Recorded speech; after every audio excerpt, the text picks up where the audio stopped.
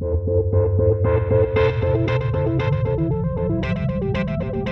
this country, broad-based prosperity has never trickled down from the success of a wealthy few. It has always come from the success of a strong and growing middle class.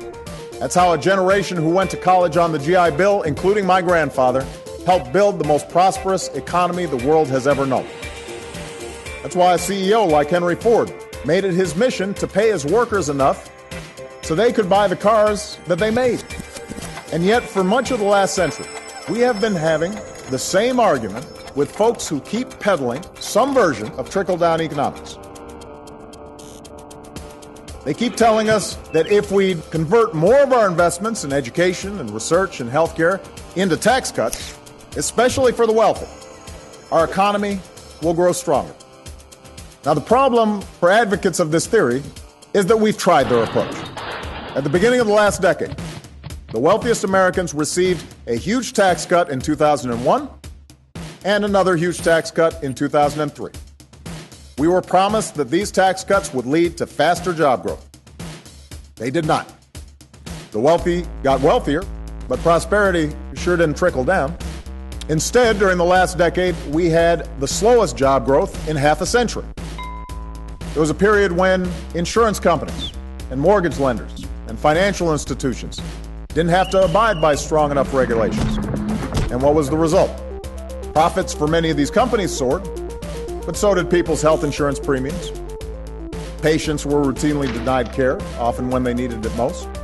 Families were enticed and sometimes just plain tricked into buying homes they couldn't afford. Huge, reckless bets were made with other people's money on the line, and our entire financial system was nearly destroyed. So we've tried this theory out. And you would think that after the results of this experiment, that the proponents of this theory might show some humility. You would think they'd say, you know what, maybe some rules and regulations are necessary to protect the economy. Maybe, just maybe, at a time of growing debt and widening inequality, we should hold off on giving the wealthiest Americans another round of big tax cuts. But that's exactly the opposite of what they've done. Instead of moderating their views even slightly, the Republicans running Congress right now have doubled down. This is what they're running on.